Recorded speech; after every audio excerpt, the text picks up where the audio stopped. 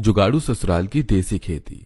ये लीजिए बहन जी, आपकी आधा किलो गोभी और आधा किलो भिंडी और साथ में ये फ्री धनिया। भैया ये आपके पैसे। वैसे भैया आपने अपने ठेले पर ये खराब सब्जी क्यों रखी हुई है? इस तरफ सारी साफ सुथरी हरी ताजी सब्जियां हैं और इधर ये खराब निशान पड़ी। इन्हें यहाँ नीचे डाल दो ना, गायें आएगी तो खा लेगी। अरे बहन जी, ये सब्जियां तो अभी बिकेंगी, इसे लेने के लिए ग्राहक आने ही वाले होंगे। भैया ये सब्जियां तो फेंकने लायक है, भला इसे कौन खरीदेगा? सब्जी खरीदने आई मधु सब्जी वाले की बात सुनकर इतना बोल ही रही होती है कि तभी वहाँ हाथों में सब्जी का थैला लिए एक आशा नाम की औरत आती है। भैया सब्जी छाट कर रख दी थी आपने, इस थैले में डाल दीजिए। आशा की बात सुनकर सब्जी वाला वो सड़ी कली और निशान पड़ी हुई सब्जियों को आशा के थैले में डाल देता है और आशा उस सब्जी वाले को 20 रुपए देती है, जिसे देखकर वो सब्जी वाला, अरे काहे के 20 रुपए, 30 रुपए की सब्जी है, सारी लाओ और 10 रुपए और दो। भैया और दिनों के हिसाब से तो आज सब्जियां कुछ ज्यादा ही खराब लग रही हैं और कितने निशान भी है। इन पर 20 रुपए सही है इसके? इसे थोड़ा साफ करके बेचने पर लोग 50 रुपए में खरीद कर लेकर जाएंगे। 10 रुपए दो या तो सारी सब्जी वापस रख दो। सब्जी वाले की बात सुनकर आशा अपने बटुए से अब 10 रुपए का नोट निकालकर उस सब्जी वाले को दे देती है, जिसे देखकर आरती और मधु, मुझे ऐसा क्यों लग रहा है कि तुम्हें कहीं देखा है? अरे आरती, ये तो वही है जो हमारी पिछली गली में रहती है। अरे जिसका वो छोटा सा घर है। अरे हाँ याद आया, तुम भी सारी सब्जी ले जाती हो पकाने के लिए। अरे ये सब तो फेंकने लायक है, तुम इसमें से पकाओगे क्या? हाँ लेकिन वो अभी घर के हालात कुछ ठीक नहीं है ना, तो इसलिए मैं ये थोड़ी सस्ती सब्जी ले जाती हूँ घर के लिए। अरे सस्ती नहीं, बेकार बोलो। घर के हालात ठीक नहीं है, बात समझ आती है, लेकिन इस तरह की सब्जियां कौन खाता है? इसे खाकर बीमार पड़ना है क्या? रहने दे मधु, इन गरीबों को समझाने का कोई फायदा नहीं है। हमें तो बस लगता है इनके पास पैसा नहीं है, लेकिन इनके पास बहुत पैसा है। पता नहीं इतना पैसा रखकर ये लोग जाएंगे कहाँ। आरती और मधु की ऐसी बातें सुनकर आशा को थोड़ी शर्म महसूस होती है और वो फौरन अपनी सब्जी का थैला लिए सीधा घर पर आ जाती है। आशा बहू आ गई तू? आ जाने में काफी वक्त लग गया है। पता है बच्चे कब से खाना खाने के लिए कह रहे हैं। आज तो मुझे भी शाम से ही भूख लग गई है। माँ जी वो आगे वाला रोड बन रहा है ना, तो पीछे वाले रोड से आई थी, इसलिए टाइम लग गया। मैं भी खाना बना देती हूँ। आशा अपनी जेठानी के साथ अब सब्जियां को छाटने के लिए बैठ जाती है, तो वहीं माया आटा गूंथ रही होती है। इस बार तो आटा भी काफी जल्दी खत्म हो गया, 2 दिन के लिए ही आटा बचा है, फिर क्या करेंगे हम? इतनी जल्दी आटा कैसे खत्म हो गया? पूरे दिन भर में मुश्किल से 2 वक्त का खाना तो खा पाते हैं हम। अर्जुन का काम भी पिछले 3 महीने से मंदा पड़ा है, अब राशन कहाँ से आएगा? माँ जी आप चिंता क्यों कर रही है, कुछ न कुछ जुगाड़ निकल ही जाएगा। वैसे आशा आज तुम ये सब्जियां कहाँ से लेकर आई हो? ये कुछ ज्यादा ही खराब नहीं है, आधे से ज्यादा तो फेंकने में ही चली गई।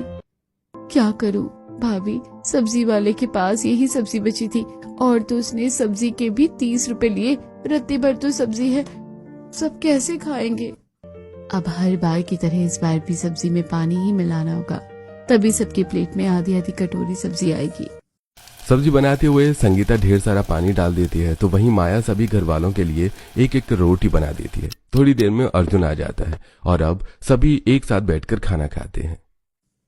आप रोज रोज ये पानी वाली सब्जी बनाकर रख देती है और खाने के लिए भी सिर्फ एक रोटी देती है। पता है स्कूल में कितनी भूख लगती है।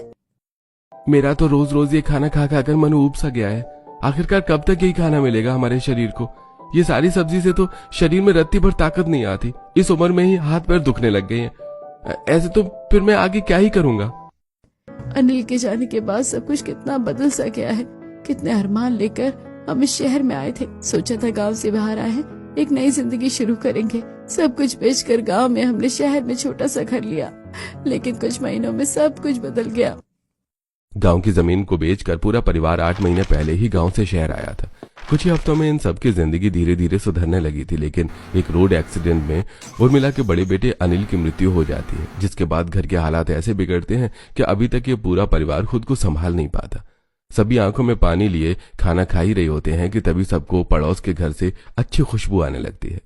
लगता है आज पड़ोस में फिर से कुछ अच्छा बन रहा है। आज पड़ोस के घर में रोज कुछ न कुछ बढ़िया ही बनता है, सिवाय हमारे घर छोड़कर। मेरा भी यही खुशबूदार सब्जी खाने का मन कर रहा है, मुझे नहीं खानी ये पानी वाली सब्जी। अरे मैं तो खुद परेशान हो गया हूँ रोज यही पानी वाली सब्जी खा खा कर। पता नहीं हमारी पड़ोसन सब्जी देगी या नहीं, लेकिन मैं फिर भी कटोरी लेकर जाती हूँ, क्या पता थोड़ी सब्जी दे दे। गांव में तो हम सब एक दूसरे को बिना मांगे ही सब्जी दे दिया करते थे। संगीता कटोरी लेती है और अब पड़ोस में रह रही अपनी पड़ोसन आकांक्षा के घर जाती है। संगीता, तुम यहाँ क्या कर रही हो? वो भी इस वक्त? आज घर में सब्जी थोड़ी अच्छी नहीं बनी थी तो बच्चे खाना नहीं खा रहे थे, इसलिए सोचा कि तुमसे आकर थोड़ी सब्जी मांग लूं। हाँ, बस यही रह गया ना कि मैं इन गरीबों को अपने घर की सब्जियां देती रहूं। आज तो मैं इसे ऐसी सब्जी दूंगी ना कि कभी दोबारा मेरे घर पर नहीं आएगी सब्जी लेने। हाँ, क्यों नहीं, रुको मैं भी लेकर आती हूँ। आकांक्षा संगीता से कटोरी लेकर किचन में जाती है और उसमें अपनी बनाई हुई सब्जी डालकर ऊपर से ढेर सारा लाल मिर्च का पाउडर मिला देती है। अभी तीखी सब्जी को खाकर पूरे परिवार की खटिया खड़ी हो जाएगी, फिर ये दोबारा कभी नहीं आएगी मुझसे सब्जी मांगने। संगीता सब्जी लेकर घर आती है जिसे देखकर पूरा परिवार काफी ज्यादा खुश होता है। चलो, आज कितने दिनों के बाद घर में अच्छी सब्जी आई है। सबसे पहले सब्जी मैं खाऊंगा, मम्मी सब्जी मुझे दो ना।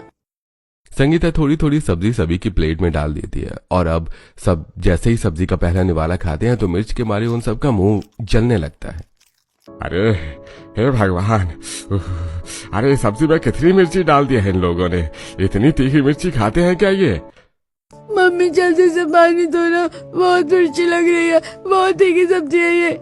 सब्जी में तो इतनी मिर्ची कोई नहीं डालता, लगता है आकांक्षा ने जानबूझकर सब्जी में मिर्ची डाली थी ताकि हम दोबारा कभी इससे सब्जी ना मांग सके। सब्जी नहीं देनी थी तो मना कर देती, इस तरह क्यों किसी गरीब का दिल दुखाया। पूरा परिवार गिलास भर भर के पानी पीता है लेकिन मिर्ची इतनी ज्यादा थी कि वो अपने घर की बनी हुई सब्जी रोटी भी नहीं खा पाते और अब ऐसे ही सभी को सोना पड़ता है। अगले दिन मैं काम पर जा रहा हूँ, आज एक दो जगह और जाऊंगा।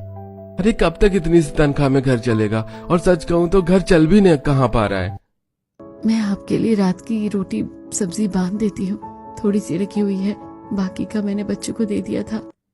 रहने दो, 2-3 बजे खाने का टाइम होता है फैक्ट्री में, तब तक तो वो रोटी सब्जी खराब भी हो जाएगी, तुम लोग घर पर ही खा लेना। पता नहीं भगवान हमसे किस बात की परीक्षा ले रहा है, खाने खाने के लिए मोहताज हो गए हम। साफ सुथरी सब्जी देखे हुए जमाना बीत सा गया है। अर्जुन अब सीधा अपनी फैक्ट्री के लिए निकल जाता है तो वहीं दूसरी तरफ स्कूल में बच्चों का लंच टाइम होता है और जैसे अरुण और साक्षी अपना लंच बॉक्स खोलते हैं तो उसमें रखा खाना खराब हो चुका था जिसकी बदबू पूरी क्लास में फैल जाती है। ची कितनी गंदी बदबू आ रही है इन दोनों के लंच बॉक्स में से। हमसे दूर होकर बैठो, लग रहा है कोई चूहा मर गया है, कितनी गंदी बदबू आ रही है। पूरी क्लास के बच्चे और साक्षी और अरुण को चिढ़ाने लगते हैं कि तभी क्लास टीचर रेखा आती है। क्या हो रहा है यहाँ? लंच टाइम है, इसका मतलब ये नहीं कि क्लासरूम को फिश मार्केट बना दो। ये अजीब सी बदबू कहाँ से आ रही है? टीचर ये बदबू ना साक्षी और अरुण के लंच बॉक्स से आ रही है। बहुत गंदी बदबू आती है इनके लंच बॉक्स में। कितनी गंदी बदबू आ रही है तुम्हारे लंच में से? तुम क्या सड़ा हुआ खाना लेकर आते हो? कल अपनी मम्मी को बुलाकर लेकर आना और अपना ये टिफिन जाकर खाली करो, वरना हम सब तो बदबू में ही मर जाएंगे। दोनों बच्चे अपना अपना टिफिन उठाते हैं और बाहर ले जाकर सारा खाना कूड़ेदान में डाल देते हैं तो वहीं दूसरी तरफ फैक्ट्री में। अरे आज तो लंच नहीं लाया क्या? हाँ यार, मैं वो टिफिन घर पर ही भूल गया था। तो मेरे साथ आ जाना, आज मैं एक्स्ट्रा रोटी लेकर आया हूँ। अरे नहीं तू खा, मैं सुबह घर से खाकर आया था पेट भरकर, मन नहीं कर रहा अभी। अरे झूठ मत बोल, मुझे पता है अभी तेरे हालात ठीक नहीं चल रहे हैं और तूने कुछ नहीं खाया है। चल आजा, चुपचाप से आ। अपने दोस्त राम के साथ लंच करते हुए अर्जुन की आंखें भरने को आ जाती हैं। आए दिन अर्जुन की फैक्ट्री के दोस्त उसे अपने हिस्से से थोड़ा थोड़ा खाना खिला दिया करते थे लेकिन अपने परिवार की परेशानी को देखकर अर्जुन को खाना बिल्कुल भी अच्छा नहीं लगता। तो वहीं अगले दिन जब दोनों बच्चे अपनी माँ को लेकर स्कूल जाते हैं तो। जी मैडम जी, आपने बुलाया था? हाँ शशि, मैंने आपको बुलाया था। ये आप अपने बच्चों को किस तरह का खाना देते हैं? दोपहर तक इनका सारा खाना खराब हो जाता है और पूरी क्लास में बदबू फैल जाती है। इनकी वजह से बाकी बच्चे भी खाना नहीं खा पाते हैं। वो भी घर के हालात थोड़े ठीक नहीं चल रहे हैं, इसलिए हमें इन्हें रात का ही खाना दे दिया करते हैं। ठंड में तो खाना खराब नहीं होता था, लेकिन अब गर्मी है ना, शायद इसलिए खराब हो जाता है। आपने इन्हें रात का खाना दिया हो या सुबह का, मुझे इससे कोई मतलब नहीं है, लेकिन इनका खाना खराब नहीं होना चाहिए क्योंकि बाकी बच्चों को भी दिक्कत आती है। पहले से ही 2 स्टूडेंट के घर से मुझे शिकायत आ चुकी है। अगर इतनी प्रॉब्लम है तो आप अपने बच्चों को घर बैठाइए, जब पैसे होंगे पढ़ा लेना।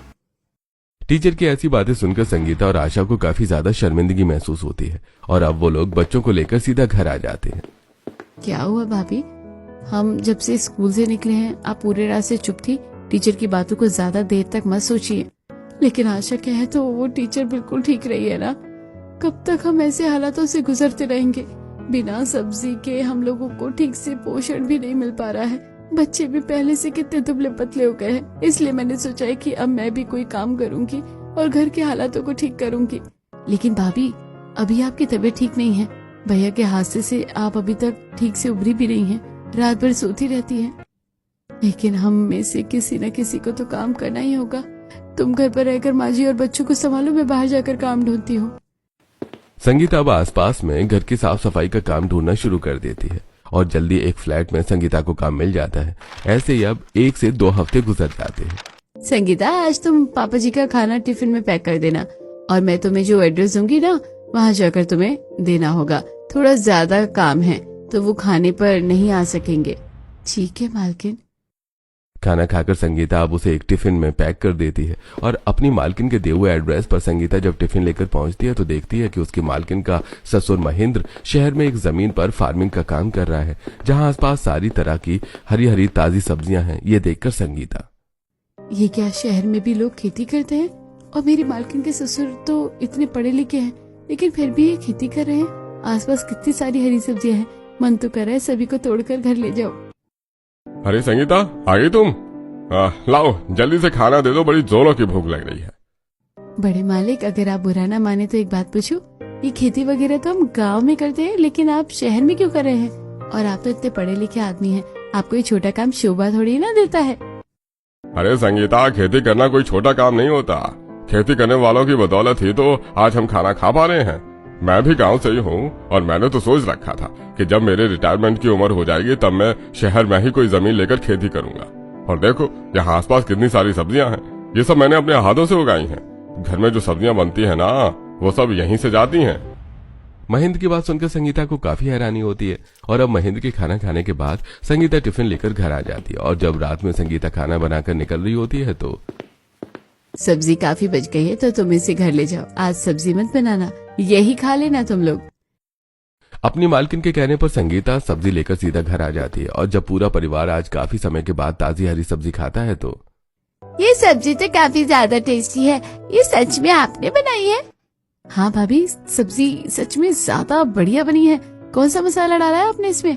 मैं जैसी बनाती थी बिल्कुल वैसे ही सब्जी बनाई है, लेकिन फर्क इतना है वो सब्जी हम बाहर मंडी से लाते थे और ये सब्जी मेरी मालकिन की खुद घर पर उगाई हुई है। पता है, उनके ससुर इस उम्र में भी खेती करते हैं। काफी बड़ी जमीन है उनकी और वहाँ पर कम से कम 10 से 15 तरह की सब्जियां होंगी। गांव में तो हर कोई अपने आंगन में ही सब्जी उगाता था, लेकिन शहर में ऐसा नहीं है। काश हम लोग भी गांव की तरह यहाँ शहर में भी सब्जियां उगा पाते तो कितना सही रहता ना। सब्जी उगती और हम खाते और फिर हमें सब्जियों के लिए नहीं तरसना पड़ता। सभी आशा की बात सुन में हाँ मिलाते हैं। तो वहीं इसी तरह दिन गुजरता है और अगले दिन जब संगीता अपने आंगन की धुलाई कर रही होती है कि तभी अपने आंगन की जमीन को देखकर संगीता, हमारे आंगन की जमीन बिल्कुल गांव की जमीन की तरह है। वहाँ भी हम अपने आंगन में ही सब्जियों की खेती कर लिया करते थे। अगर जमीन एक जैसी हो तो फिर खेती तो हम यहाँ पर भी कर सकते हैं ना। संगीता के मन में जैसी ये बात आती है तो फौरन जल्दी से अंदर आकर सभी को ये बात बताती है, जिसे सुनकर अगर आपकी बात मानकर हम खेती भी करते हैं तो शहर और गांव में काफी फर्क होता है। आपकी मालकिन के ससुर जी काफी अमीर हैं, उनके पास किसी भी चीज की कोई कमी नहीं है, लेकिन हमें खेती करने के लिए काफी चीजों की जरूरत पड़ेगी और उसके लिए हमारे पास पैसे कहाँ हैं? अरे आशा, हम गांव के देसी लोग हैं, हम लोगों को तो काम ही है कि हर परेशानी का जुगाड़ से इलाज करना, तो कोई ना कोई तो जुगाड़ ढूंढ ही लेंगे। लेकिन भाभी, कितना ही जुगाड़ ढूंढेंगे हम? चलो माना खेती करने के लिए औजार हम कहीं से ले आएंगे, लेकिन खाद कहाँ से लाएंगे? शहर में खाद के दाम पता है कितने चल रहे हैं। अरे खाद तो हम लोग घर से भी बना सकते हैं। बहू मार्केट से जो सब्जी लेकर आती है वो खराब होती है और गलियों में रोज गायें भी तो कितना गोबर करके चली जाती है। दोनों को मिलाकर घर पर खाद ही तैयार हो जाएगी। और खेतों की जुताई के लिए जो सामान चाहिए होता है वो भी मैं कहीं न कहीं से इंतजाम तो कर ही लूंगा। मुझे नहीं पता था कि हमारे देसी जुगाड़ से खेती का नतीजा क्या होगा, लेकिन अब हम सब कोशिश कर सकते हैं। भगवान भी उनकी मदद करता है जो खुद अपनी मेहनत करके। ऐसे कुछ दिन गुजर जाते हैं और आज रविवार का दिन होता है। संगीता और आशा घर में रखा एक बड़ा सा नीला ड्रम जो पानी से भरा था उसे खाली करते हैं और उसके अंदर सारी सड़ी गली सब्जियां डाल देते हैं। ये सब्जियां तो काफी ज्यादा कम है, इसमें तो बहुत ही कम खाद बनेगी। मैं तो मंडी चली जाती हूँ, वहाँ पर तो काफी सारी सब्जियां होती हैं, वहाँ से सब्जियां ले आती हूँ। आशा सीधा मंडी जाती है और सब्जी वाले के पास जाकर उससे सारी खराब सब्जियां मांगने लगती है, जिसे देखकर सब्जी वाला, अरे जो तुम पहले सब्जी ले जाती थी वो थोड़ी बहुत खाने लायक होती थी, लेकिन अब तो तुम ये सारी सब्जियां खराब ले जा रही हो। अरे इसे तो कोई जानवर भी नहीं खाएगा, क्या करोगी इसका? ये आपके किसी काम की नहीं है तो हमें दे दीजिए। इतनी पूछताछ का क्या फायदा, कुछ न कुछ तो कर ही लेंगे हम। आशा कई सारी सब्जी वालों के पास से सड़ी हुई सब्जियां भरकर इकट्ठा कर लेती है, तो वहीं दूसरी तरफ माया, साक्षी और अरुण के साथ गली मोहल्ले के बाहर से गोबर इकट्ठा कर रही होती है। बुआ वो देखो यहाँ पर भी ढेर सारा गोबर पड़ा है, उसे पन्नी में इकट्ठा कर लो। मैं भी यहाँ से गोबर इकट्ठा कर रही हूँ, इतना सारा गोबर खाद के लिए सही रहेगा। ये तुम लोग क्या कर रहे हो, गोबर क्यों इकट्ठा कर रहे हो? छी छी, तुम जैसे गरीबों से तो बस यही उम्मीद की जा सकती है। आसपास से गुजर रहे लोग माया को काफी ज्यादा ताना दे रहे होते हैं, लेकिन सबकी बातों को नजरअंदाज करके माया गोबर इकट्ठा करती है और सीधा घर ले आती है, जहां वो सभी मिलकर ड्रम के अंदर बाकी लाई हुई सब्जियां और गोबर डाल देते हैं। धीरे धीरे बीतने दिनों के साथ साथ खाद बननी शुरू होने लगती है, लेकिन खाद से निकल रही बदबू की वजह से आसपास के लोगों को परेशानी शुरू हो जाती है। पता नहीं इन लोगों ने अपने आंगन में क्या सड़ा के रखा है, 2-3 दिन से लगातार बदबू आ रही है। बदबू से परेशान कुछ पड़ोसी अब उनके घर आते हैं। तब लोगों ने क्या सड़ा दिया है, पता है कितनी गंदी बदबू आ रही है, मैं तो ठीक से खाना भी नहीं खा पा रही हूँ। हम अपने आंगन में खेती करने का सोच रहे हैं ना, तो उसके लिए खाद बना रहे थे, और जब खाद बनता है तो उसमें ये बदबू तो आएगी, सिर्फ 2-4 दिन की बात है, फिर खाद बनकर तैयार हो जाएगी।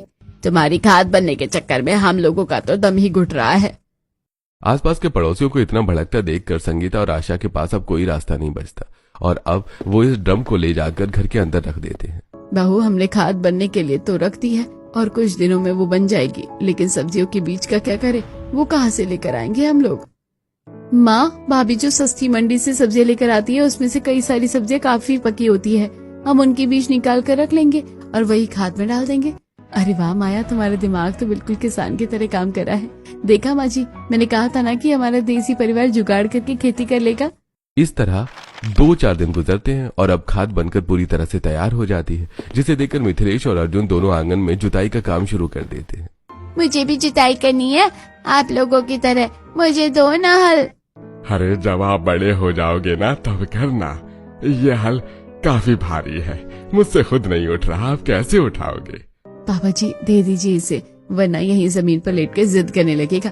मिथिलेश अरुण को हल दे देता है। नन्ना सा अरुण हल को उठाने के बजाय खुद ही नीचे गिर जाता है, जिसे देखकर सब वहीं हंसने लगते हैं। इसी तरह पूरा परिवार खेतों जुताई करके उस पर खाद डाल देता है और ऊपर से इकट्ठा किए हुए बीजों को डालकर फिर से उस पर खाद की एक और परत डाल देते हैं। मम्मी, अब इसमें इसे सब्जी कब उगेगी? कल रात तक उग जाएगी ना सब्जियाँ? सब्जियों में तो अभी काफी समय लगेगा, कई हफ्ते लग जाएंगे सब्जियाँ उगने में। बस हमें रोज अपनी फसलों का अच्छे से ध्यान रखना होगा।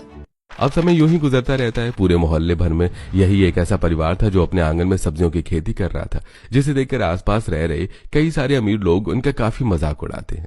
ये कोई छोटा मोटा गांव लग रहा है जो यहाँ पर खेती करना शुरू कर दी? तुम्हें क्या लग रहा है कि यहाँ पर सब्जियाँ उगेंगी? जब मुंह से कुछ अच्छा नहीं निकलता ना तो बुरा भी नहीं निकलना चाहिए।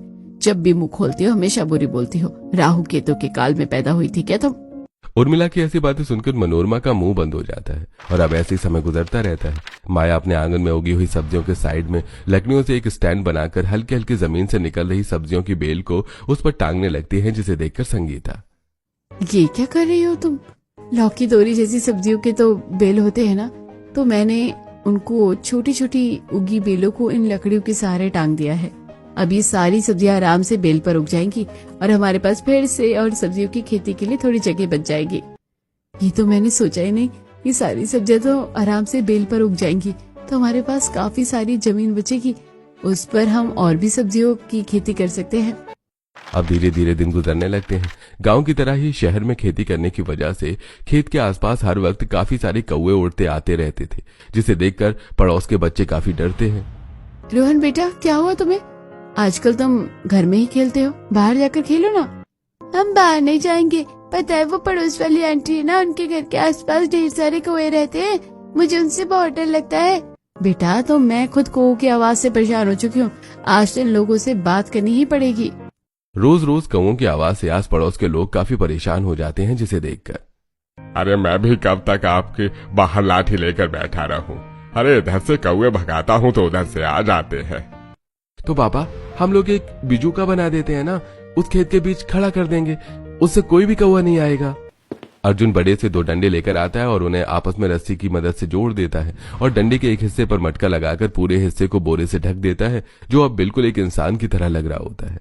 ये कितना डरावना था ना, हमें इसे यहाँ क्यों खड़ा कर रहे हैं, मुझे उससे डर लग रहा है।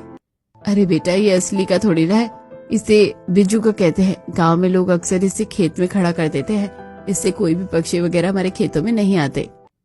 जुगाड़ से बिजू का बनाने के बाद वो लोग खेत में से उसे खड़ा कर देते हैं, जिससे अब दूर दूर तक कोई भी कौवा उनके खेत में नहीं आता।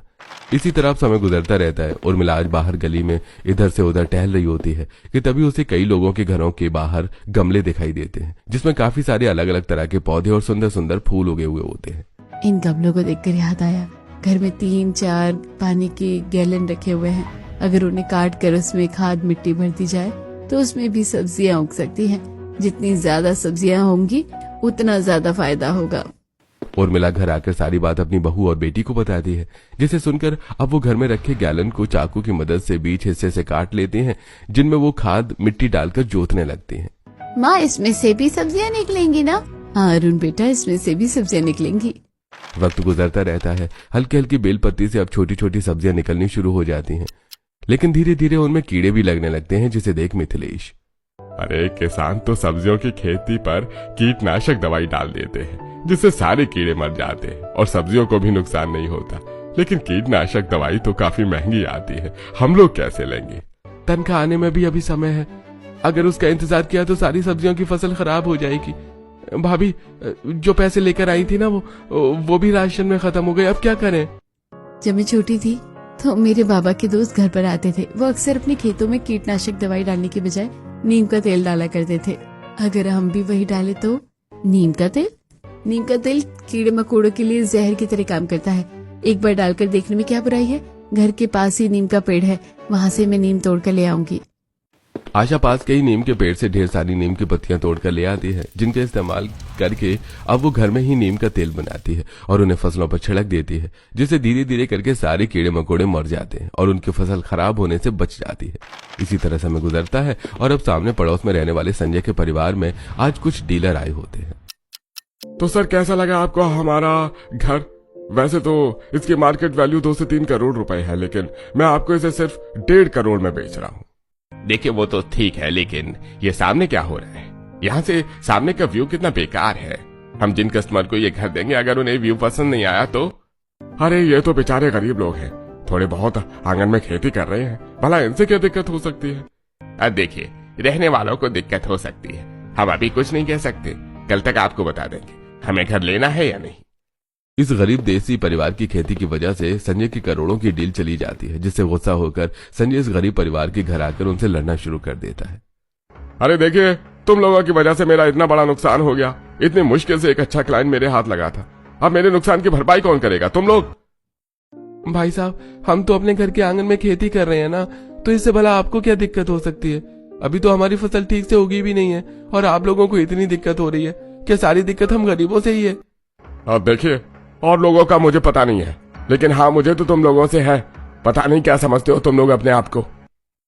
संजय और अर्जुन की काफी बहस होती है और अब उस गरीब परिवार को सुनाकर संजय घर आ जाता है। इसी तरह वक्त गुजरता है और अब आखिरकार इस गरीब देसी परिवार की मेहनत रंग लाती है। कि देखिए माँ जी, आखिरकार हमारे आंगन में सब्जियां उगी गई। देखा, हम सबकी जुगाड़ू देसी मेहनत का नतीजा है।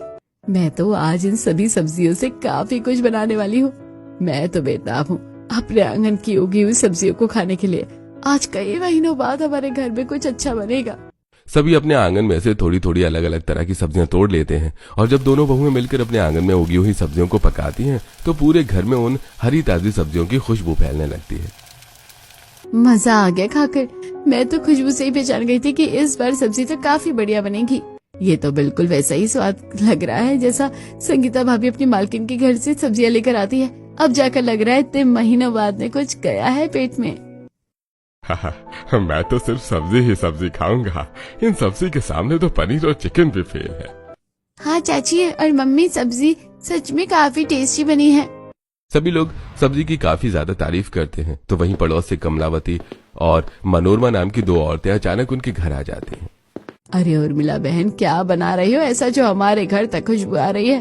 अरे हमने तो बस मामूली सब्जी बनाई है। हमारे आंगन में तो सब्जी उगी थी ना, तो अब वो खाने लायक हो चुकी थी, तो बस बहू ने वही बनाया है। मामूली सब्जियों से इतनी अच्छी खुशबू आ रही है। अरे जब खुशबू ही इतनी बढ़िया है तो स्वाद में कितना अच्छा होगा। बहू जरा तुम एक कटोरी सब्जी दे दो। जो परिवार दूसरे घर की एक कटोरी सब्जी के लिए तरसता था, अब वही परिवार अपने पड़ोसियों को कटोरी भरकर सब्जी देता है, जो उन्हें काफी पसंद आती है। तो वहीं अब संगीता पहली बार अपने घर में बनी हुई सब्जी ले जाकर अपनी मालकिन और उनके ससुर को चखाती है, जो उन्हें भी काफी पसंद आती है। अरे भाई, ये सब्जी तो वाकई काफी बढ़िया बनी है। देखा, घर में उगी हुई केमिकल मुक्त सब्जियों का स्वाद। हाँ, और सेहत के लिए भी ये सब्जियां सबसे ज्यादा अच्छी होती हैं। वरना आजकल तो मार्केट में शायद ही कोई ऐसी सब्जी होगी जिसमें केमिकल का इस्तेमाल न किया गया। वैसे संगीता, तुम्हारे घर वाले इन सब्जियों को ठेले पर बेचकर कितना ही कमा लेते होंगे, और तुम लोग तो बाकी सब्जी वालों के मुकाबले काफी कम दाम में बेचते हो, तो इससे तुम्हारा क्या ही फायदा होता होगा। तुम ये बड़ी मंडी में क्यों नहीं बेचते? थोक माल के हिसाब से बेचोगे तो पैसे ज्यादा भी आएंगे और माल भी अच्छा खासा बिक जाएगा। लेकिन मालकिन, थोक माल के हिसाब से सब्जी बेचने के लिए उतनी सब्जियां भी तो होनी चाहिए। हमारे पास तो काफी कम सब्जियां हैं। अरे तो फिर एक जमीन क्यों नहीं ले लेते? अपने घर के आंगन की जमीन के साथ साथ उस जमीन पर भी खेती करना। और नहीं तो क्या। और रही बात पैसों की, तो जितने तुम्हारे पास है उतने तुम लगा लो और बाकी के हम लोग लगा लेंगे। यामिनी और महेंद्र की बात सुनकर संगीता काफी ज्यादा खुश होती है और अब घर आकर सारी बात अपने परिवार वालों को बताती है, जिसके बाद अब महेंद्र और यामिनी से पैसे लेकर वो लोग एक काफी अच्छी और उपजाऊ जमीन लेते हैं, जिस पर वो जल्द ही खेती करना शुरू करते हैं। सुनी जी, मैं काफी ज्यादा खुश हूँ, लेकिन थोड़ी घबराहट हो रही है। हमारा आंगन तो काफी छोटा है, अगर उसमें उगी हुई सब्जियां खराब भी हो जाती है तो शायद हमें दुख नहीं होता, लेकिन यहाँ अगर हमसे कोई गलती हो गई और ऊपर से हम पर कर्ज भी है। अरे सच कहूं तो मैं भी थोड़ा परेशान हूँ, लेकिन हम मेहनत तो पूरी करेंगे और मुझे पूरा यकीन है कि अब भगवान हमारे साथ शायद कुछ गलत नहीं करेगा। पूरा परिवार मिलकर उस जमीन की जुताई करता है और अब धीरे धीरे उस पर भी अच्छी खासी सब्जियों की फसल उगनी शुरू हो जाती है, जिससे समय के साथ साथ अब उनके हालात भी पहले से काफी बेहतर हो जाते हैं। अरुण, तुम लंच बॉक्स में क्या लेकर आए हो? तुम्हारे लंच बॉक्स में से काफी अच्छी खुशबू आती है। क्या मैं तुम्हारी सब्जी खा सकता हूँ? मुझे भी तुम्हारी सब्जी खानी है। मेरी मम्मी ने जो बनाई है उसमें तो कोई टेस्ट ही नहीं है। जो बच्चे पहले अरुण और साक्षी के टिफिन बॉक्स को देखकर मुंह बनाते थे, अब वही बच्चे उन दोनों की टिफिन से सब्जियां ले लेकर खाते हैं। तो वहीं दूसरी तरफ, अरे मोनिका बहन, तुम भी क्या मंडी जाकर सब्जियां लाती हो? अरे इन लोगों से ही ले लिया करो, काफी कम दामों में सब्जियां मिल जाती है, और तो और सारी सब्जियां ताजी होती है, स्वाद में भी एक नंबर लगती है। ज्यादातर पड़ोसी भी अब उसी परिवार से सब्जियां लिया करते थे। इसी तरह कुछ वक्त और गुजर जाता है और एक दिन, डॉक्टर, मेरे बच्चे को क्या हो गया है? सुबह से उल्टी पर उल्टी कर रहा है। आई थिंक आपके बेटे को फूड पॉइजनिंग हो गई है। जरूर इसने कुछ बाहर का उल्टा सीधा खाया है। अरे भैया, ऐसा तो हो ही नहीं सकता। मेरा बेटा तो हमेशा घर का ही खाना खाता है। हमारी गली में रोज एक सब्जी वाला आता है, मैं उससे ही घर के लिए रोज ताजी हरी सब्जियां लेता हूँ। देखिए, जरूरी नहीं है कि बाहर के खाने से ही आजकल लोगों को फूड पॉइजनिंग हो। आजकल मार्केट में लोग सब्जियों में भी काफी भारी मात्रा में मिलावट कर रहे हैं। लगता है उसी मिलावट का असर है ये। संजय और प्रेरणा दोनों काफी परेशान होते हैं। तो वहीं जब ये सारी बात आशा और संगीता के घर वालों को पता चलती है, तो उन्हें प्रेरणा और संजय के बच्चे की काफी फिक्र होती है, और अब आशा खुद हरी सब्जियों का सूप बनाकर प्रेरणा के घर लेकर आती है। प्रेरणा बहन, मैं ये सब्जियां का सूप लेकर आई हूँ, और डरिए मत, ये कोई केमिकल वाली सब्जियां नहीं। आप तो जानते हैं हम लोग खुद ही सब्जियों की खेती करते हैं। आशा से सूप लेकर प्रेरणा अपने बच्चों को पिला देती है, और अब आशा और संगीता रोज प्रेरणा के बच्चों के लिए सब्जियों से बना ताजा सूप पिलवाती हैं, जिसे पीकर उनके बच्चे की हालत में काफी सुधार आता है। और ये सब देखकर संजय आज उनके घर आता है, जिसे देख, अरे संजय भाई साहब, आप? देखिए, मैंने जो आप लोगों के साथ उस दिन बर्ताव किया था उसके लिए मैं माफी मांगने आया हूँ, और थैंक यू सो मच। आप लोगों की वजह से सच में मेरे बेटे की सेहत में काफी सुधार आया है। अरे इसकी कोई जरूरत नहीं है, मेरे बच्चे की तरह ही आपके बच्चे भी हैं, और आप एक बाप का दर्द तो मैं ही समझ सकता हूँ। इसी के साथ अब अर्जुन और संजय के परिवार के रिश्ते भी ठीक हो जाते हैं, और इसी के साथ अब पूरा परिवार अपने इसी काम को आगे बढ़ाता है और एक अच्छी खासी जिंदगी जीता है।